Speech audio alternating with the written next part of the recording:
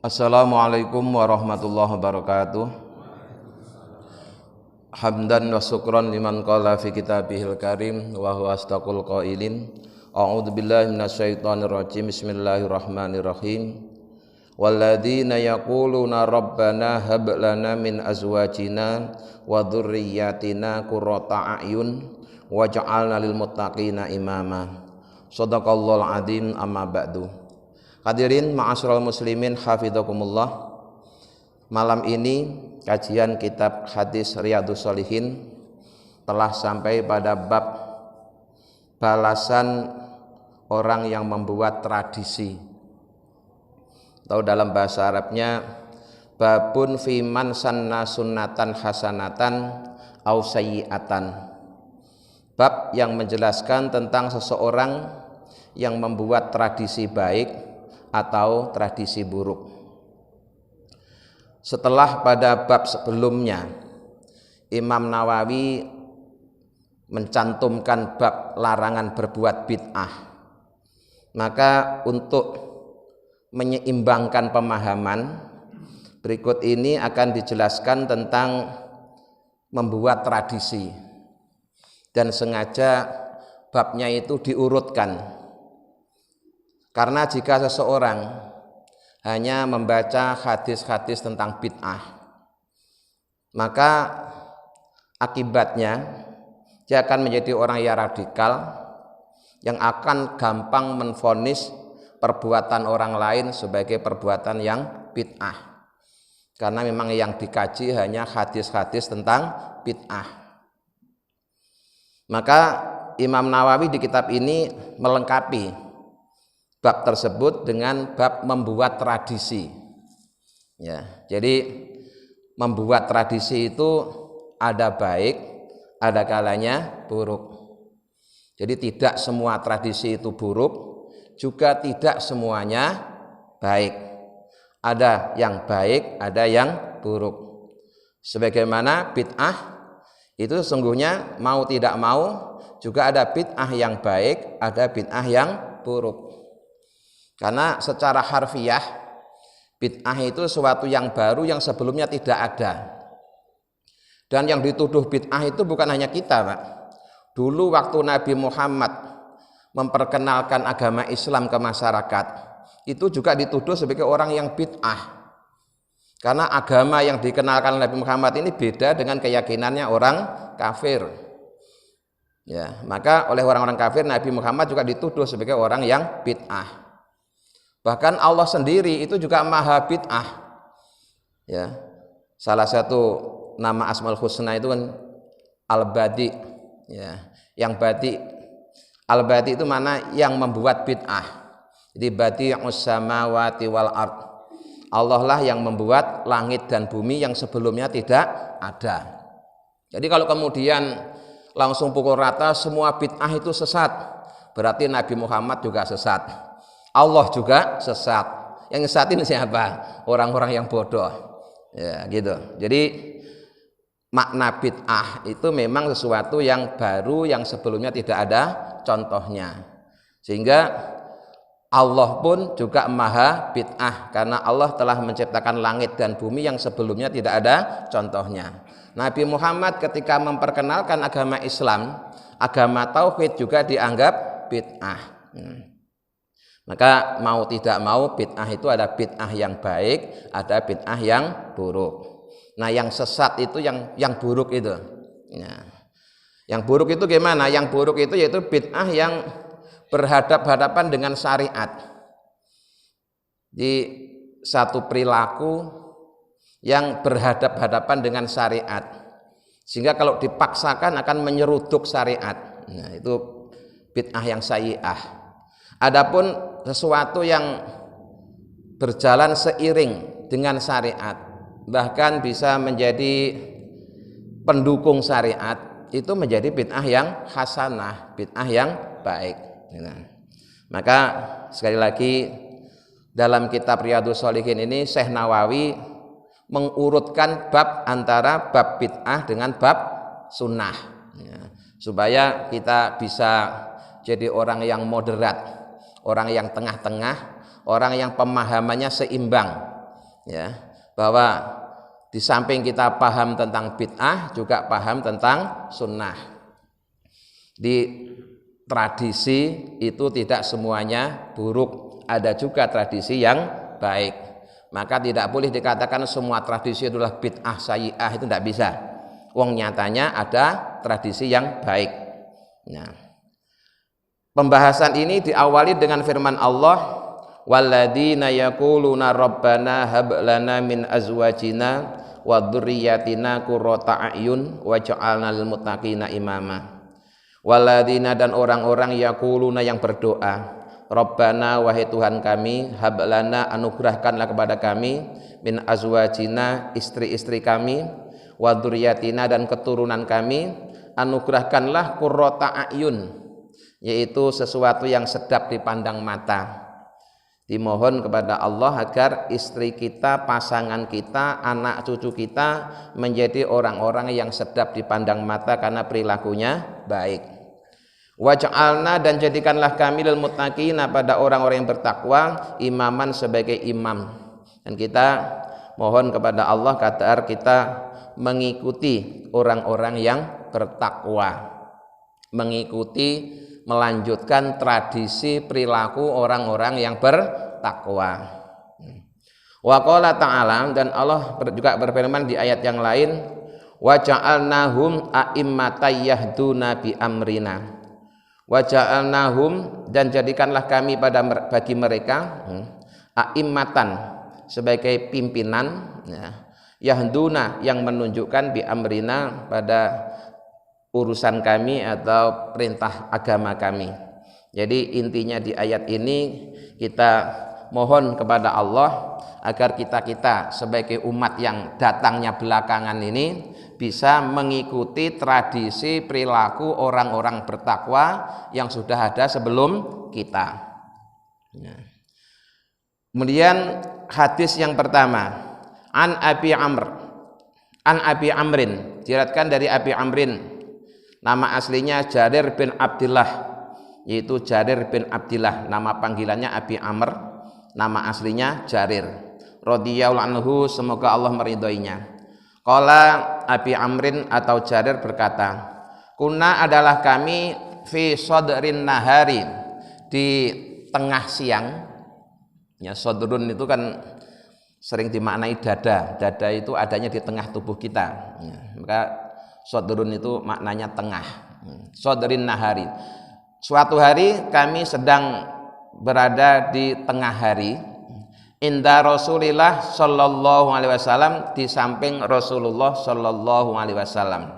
Ketika kami kumpul bersama Rasulullah di tengah siang, faja'ahu, kemudian datanglah menemui Nabi, siapa kaumun, sekelompok kaum, sekelompok orang, urratun, yang makna aslinya itu telanjang, tapi dalam sarahnya dijelaskan sebenarnya tidak telanjang bulat, itu tidak. Mereka berpakaian compang-camping dan lusuh, ya, compang-camping dan lusuh, sehingga walaupun berpakaian seakan-akan mereka itu orang yang telanjang. Mujtabin namari, yang mereka itu berpakaian dari bahan kulit harimau. Jadi rupanya yang datang ini sekelompok orang pedalaman, ya, sekelompok orang yang hidupnya masih sangat tradisional, sehingga pakaiannya bukan dari kain, tapi pakaiannya dari kulit binatang. Awil abai, atau mereka pakai baju kurung. Mutaqallidi suyufi, dan mereka itu berkalungkan pedang. Di sekelompok orang yang datang dengan pakaian yang sangat lusuh, compang-camping, ya, terbuat dari bahan kulit binatang, sementara mereka sambil membawa pedang.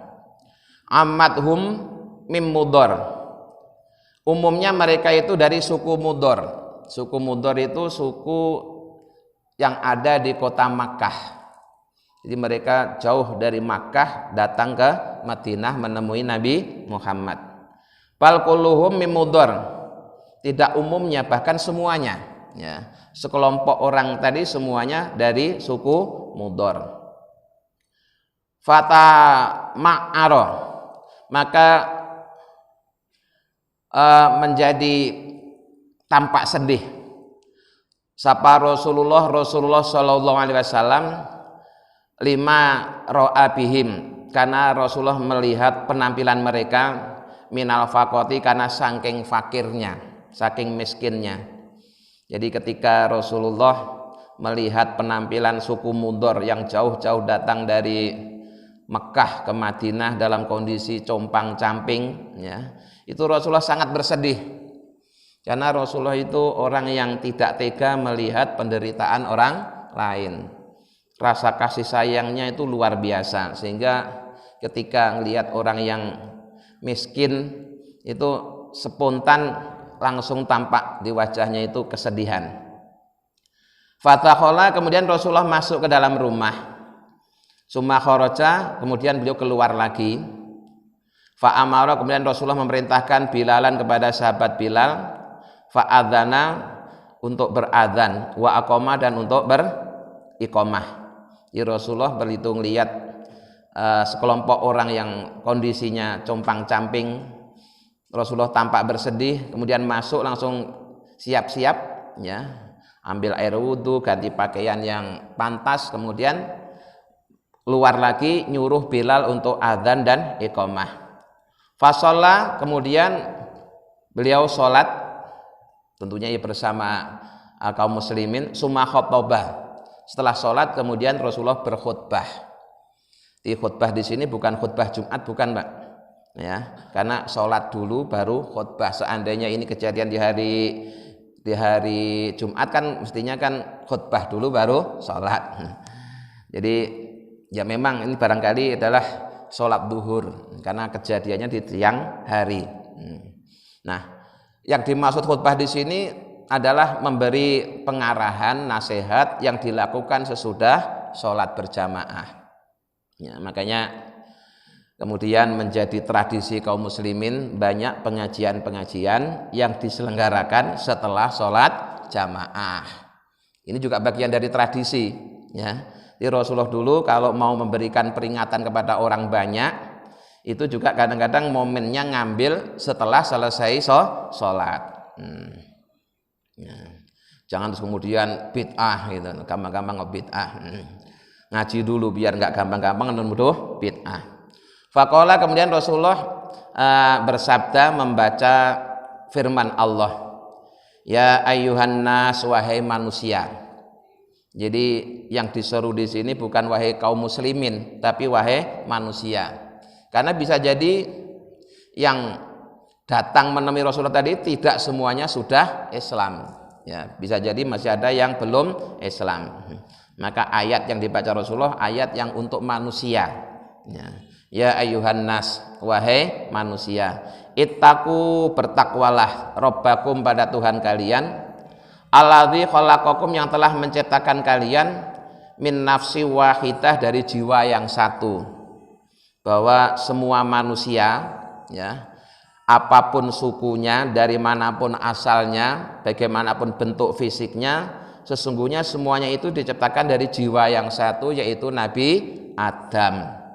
Jadi kita semua ini turunannya Nabi Adam, ya. Jadi harus bangga, Pak, kita ini keturunan Nabi, kita ini semuanya, ya. Kita ini semuanya keturunan Nabi. Dan Nabi Adam itu pertama kali tinggal di dalam surga. Jadi kita ini keturunannya penduduk surga. Kalau toh saat ini kita sedang ada di dunia, kita juga sudah dibekali kunci untuk nanti kembali ke surga. Maka kuncinya jangan sampai hilang. Kuncinya apa? La ilaha illallah. Ya. Ila akhir ayat, sampai akhir ayat. Ya. Kemudian Rasulullah juga membaca, ya, ayat yang akhir dari ayat tadi, innallaha kana 'alaikum raqiba. Sesungguhnya Allah senantiasa mengawasi perbuatan kalian. Yang baik juga diawasi Allah, nanti akan dapat balasan. Yang buruk juga akan diawasi oleh Allah, dicatat, nanti juga akan ada balasan. Wal ayatal ukhra, dan Rasulullah juga membaca ayat yang lain, allati fi akhiril hasri, yang ayat itu ada di akhir surah Al-Hasr. Jadi salah satu rukun khutbah itu membaca minimal 1 ayat Al-Quran, minimal 1 ayat Al-Quran. Jadi kalau ada orang khutbah Jumat kok kemudian dari awal sampai akhir 1 ayat pun dia tidak baca, langsung terjemahnya misalnya, itu tidak sah, tidak sah. Jadi minimal khotib itu harus membaca 1 ayat dari Al-Quran. Itu nurut madhab Syafi'i seperti itu. Nah, di ayat yang lain Rasulullah membaca ayat ya ayyuhalladzina amanu, wahai orang-orang yang beriman. Nah, kalau tadi kan ya ayyuhan nas, sekarang ya ayyuhalladzina amanu. Berarti yang disuruh ini khusus orang-orang yang sudah beriman. Tapi perintahnya sama, tadi yang manusia disuruh takwa, yang orang beriman juga masih disuruh takwa. Ittaqullaha, bertakwalah kepada Allah, wal tangdur, dan hendaklah kalian memperhatikan, dan hendaklah memperhatikan sapa nafsun seseorang, sesuatu qaddamat, yang telah dia lakukan ligodin untuk masa yang akan datang. Dan hendaklah setiap orang memperhatikan, menyiapkan diri apa yang telah disiapkan untuk menghadapi kehidupan yang akan datang. Jadi di ayat ini Allah memerintahkan kepada kita orang yang beriman, di samping diperintah untuk bertakwa, juga untuk beramal soleh, karena amal soleh itulah nanti yang akan jadi bekal kita menghadapi masa depan, yaitu di akhirat nanti. Kemudian Rasulullah melanjutkan dengan sabdanya, tasoddaqo, bersodakoh, rojulun, seseorang, min dinarihi, dari dinarnya. Di dalam sarahnya itu dijelaskan bahwa tasoddaqo itu kata kerja masa lampau dan bentuknya kalimat berita, di fi'il madhi, kata kerja masa lampau dan bentuknya berita, tetapi maknanya adalah perintah. Di berita tapi maknanya perintah. Nah, perintah yang disampaikan dalam bentuk berita itu justru malah lebih kuat statusnya dan lebih mengena. Karena begini Pak, kalau bentuknya kalimat perintah fi'il amar, itu berarti perbuatannya belum dilakukan. Misalkan bersedekahlah, berarti ketika Rasul bersabda bersedekahlah itu berarti orang-orang belum bersedekah, karena baru diperintah. Tapi kalau Rasulullah mengatakan sejak dahulu orang-orang sudah bersedekah, itu maknanya perintah sedekah itu sudah ada sejak dulu, gitu. Jadi fi'il madhi yang bermakna fi'il amar itu statusnya malah lebih kuat dan lebih mengena. Karena kalau amar bentuk perintah itu seakan-akan perbuatannya belum dilakukan. Tapi kalau fi'il madhi, kata kerja masa lampau, bentuknya berita, itu menandakan bahwa perbuatan itu sudah dilakukan sejak dulu, sehingga sudah menjadi tradisi. Jadi Rasulullah perintahnya menggunakan kata kerja masa lampau, tidak menggunakan fi'il amar tapi menggunakan fi'il madhi. Jadi sejak dulu seseorang sudah bersedekah dengan dinarnya, min dirhamihi, ada juga yang bersedekah dengan dirhamnya, min saubihi, ada juga yang mensedekahkan pakaiannya, min so'iburrihi, ada juga yang bersedekah dengan 1 takaran gandum. Gandum ini salah satu jenis makanan pokok masyarakat Arab pada masa itu. Sekarang sudah jarang di Indonesia gandum. Kalau toh ada paling bukan untuk makanan pokok, tapi jadikan bahan roti. Min so'i tamrihi, dan juga ada yang bersodakoh dengan 1 takaran kurma. So' itu nama takaran. Mungkin kalau kita ya sejenis liter. Hatta qala, sampai kemudian Rasulullah bersabda, walau bisiki tamrotin, hendaklah kalian bersedekah walaupun hanya sepotong kurma. Maksudnya sepotong kurma itu 1 butir kurma dipotong Mbak, dibelah jadi 2, yang 1 dimakan sendiri, yang 1 disedekahkan. Itu. Jadi berdasarkan ayat dan hadis ini tidak ada alasan orang untuk tidak bisa bersedekah. Bayangkan 1 butir kurma aja itu bisa kita kalau mau untuk bersedekah. Gimana caranya? 1 butir kurma itu kita potong, kita sigar, kita belah jadi 2 ya. Yang 1 kita makan sendiri, yang sebelahnya lagi kita sedekahkan ke orang lain. Faja'a, setelah Rasulullah menyampaikan khutbahnya yang isinya mengingatkan bahwa setiap kita ini adalah bersaudara karena dari jiwa yang satu. Kemudian setiap kita diperintahkan oleh Allah untuk berbuat baik kepada sesama. Terus Rasulullah menceritakan tentang tradisi bersedekah. Itu responnya sahabat itu sangat cepat, Pak. Ya, responnya sahabat itu sangat cepat. Istilah sekarang tuh aksi cepat tanggap. Ya, aksi cepat tanggap. Jadi tidak usah harus diperintah dengan kata yang vulgar, cukup disindir, dikasih isyarah itu udah langsung paham bahwa maksud Rasulullah tadi itu adalah memerintahkan kepada kita semua untuk bersedekah gitu. Faja'a, maka datanglah rajulun, seseorang, minal ansori, dari sahabat Ansor, jadi sahabat dari Madinah, bisurratin, dengan 1 karung, kadat kafuhu ta'jizu anha, hampir saja tangannya itu tidak kuat untuk mengangkatnya. Bal qad ajazat, bahkan memang setelah dicoba diangkat tidak kuat betul saking banyaknya. Jadi barangkali yang baru panen gandum itu langsung pulang ya, 1 karung gandum langsung diangkat sendiri tidak kuat, suruh bantu temannya digotong, langsung dibawa di hadapan Rasulullah. Nah, tidak hanya 1 orang, summa tataba'an nasu, kemudian yang lain juga mengikuti.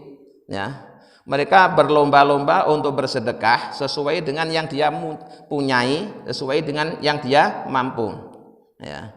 Hatta ra'aitu, sampai aku melihat, ini maksudnya kata si periwayat hadis tadi, kata Jarir, sampai aku melihat kaumaini 2 tumpukan, min ta'amin, yang 1 tumpuk adalah makanan, wasiyabin, dan yang 1 tumpuk lagi adalah pakaian.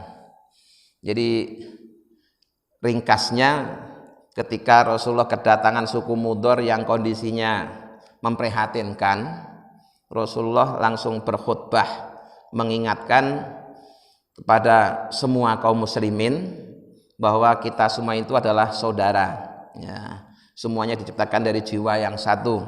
Jadi istilah ukhuwah basariyah.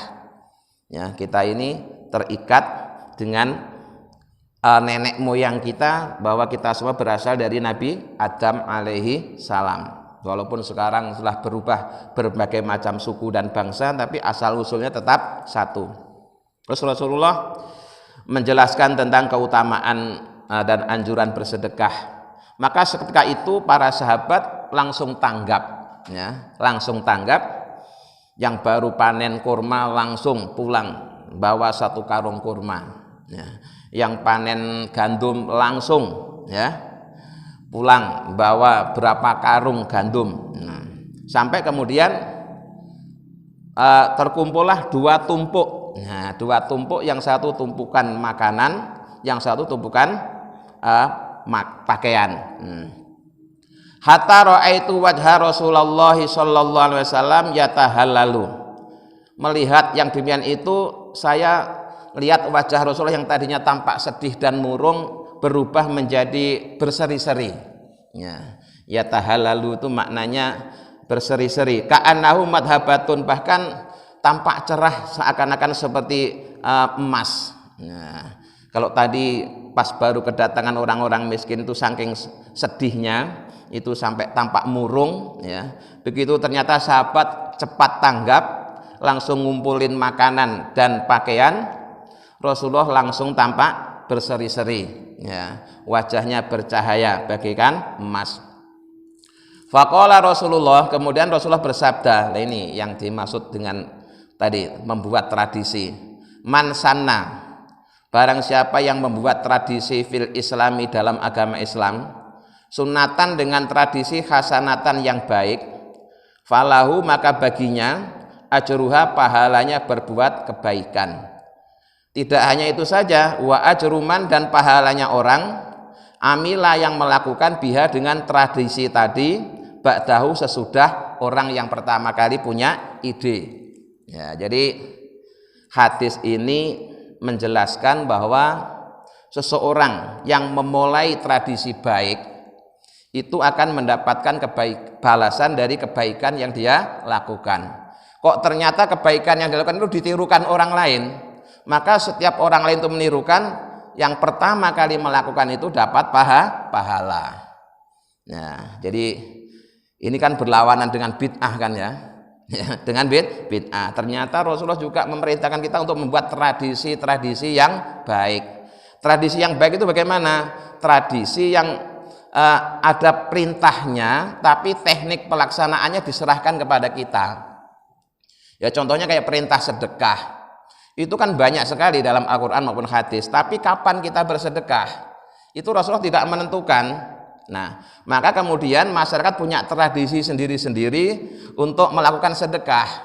Ada orang yang melakukan sedekah ketika dia mau hajatan. Ya, misalnya dia mau nikahin anaknya, terus dia ingin bersedekah, kumpulin sanak saudaranya, teman-temannya semuanya diundang ke rumahnya, diajak makan bersama, ya, pulang dibawain makanan. Itu kan juga bagian dari sedekah. Ya. Dia sedekah seperti itu kemudian menjadi tradisi, ditirukan nanti oleh anaknya, ditirukan oleh cucunya, begitu seterusnya. Makanya kayak masyarakat kita di Indonesia ini, masyarakat yang punya tradisi selamatan, bahasanya itu selamatan. Karena tradisi tadi dilakukan dalam rangka mengharapkan keselamatan dari Allah. Lah mungkin kalau bapak nyari dalilnya selamatan nggak ketemu, tapi ketika dilihat isinya orang selamatan itu semuanya berasal dari ajaran Islam. Coba kalau kita perhatikan orang selamatan itu apa isinya? Setidak-tidaknya 3. Pertama, dia ngundang sanak saudara, ya, kerabat, tetangga, teman, semuanya diundang untuk datang ke rumahnya. Nah, dengan diundang itu maka terjadilah yang namanya silaturahim. Nah, silaturahim kan juga bagian dari ajaran Islam. Orang kalau nggak pernah datengin undangan tetangga, ya nggak kenal tetangga selamanya, ya, karena tidak pernah silaturahim. Maka dengan adanya acara-acara tradisi-tradisi seperti itu, akhirnya yang tadinya nggak kenal tetangga jadi kenal tetangga. Yang tadinya sulit ngumpulin saudara karena ini sedang hajatan saudara jadi berkumpul bertemu. Nah, tradisi selamatan itu mengakibatkan terjadinya silaturahim. Silaturahim bagian dari ajaran Islam. Kemudian yang kedua, namanya mendatangkan orang banyak. Kita kan juga nggak mungkin terus hanya diam saja. Kemudian tuan rumah menyediakan penghormatan terhadap para tamu. Nah, menghormati tamu itu juga bagian dari ajaran Islam, ya kan? Rasulullah bersabda, barang siapa yang beriman kepada Allah, maka hendaklah dia memuliakan tamunya. Baik tamu yang datang karena kemauannya sendiri, terlebih tamu yang datangnya karena kita undang. Kita muliakan, kita sediakan makanan, kita sediakan minuman, itu dalam rangka menghormati tamu. Ternyata setelah ngumpul bukan sekedar kumpul terus makan-makan, karena mau punya hajat kemudian mereka doa bersama. Nah, doa bersama juga bagian dari ajaran Islam. Jadi kalau dirinci semuanya bagian dari ajaran Islam, Pak. Tapi kemudian oleh masyarakat dikasih merek tradisi selamatan. Wah. Begitu dikasih nama merek tradisi selamatan, terus orang langsung memvonis, tidak ada itu selamatan, Nabi tidak pernah selamatan. Itu karena terlalu cepat mengambil kesimpulan. Ya harusnya dia ngelihat dulu, ya, bahwa dalam tradisi selamatan itu terjadi setidaknya tiga perintah agama: silaturahim, menghormati tamu, dan saling mendoakan. Nah, kemudian turun-temurun ditirukan oleh anaknya, ditirukan oleh cucunya, sehingga hajatan apa saja hampir selalu dimulai dengan selamatan. Nah, jadi orang yang mentradisikan kebaikan akan dapat pahala dari kebaikan yang dia lakukan, dan akan dapat pahala dari yang dilakukan oleh orang-orang lain yang menirukan kebaikannya. Sebaliknya. Waman sana, dan barang siapa yang mentradisikan fil islami dalam Islam, ya, bukan hanya dalam masyarakat, dalam Islam, Sunatan suatu tradisi sayiatan yang buruk, ya, mengadakan tradisi yang buruk dalam agama Islam. Karena alaihi wizruha, maka orang tadi akan dapat dosanya. Nah, wa wizruman amila biha mim ba'dihi, dan dosanya orang-orang yang melakukannya setelah dia. Jadi kalau orang itu sebagai orang pertama yang punya ide keburukan di dalam Islam, kemudian itu nanti ditirukan lagi, selamanya dia terus dapat kiriman dosa. Ya, makanya daripada kita menciptakan tradisi buruk, lebih baik menciptakan tradisi yang baik.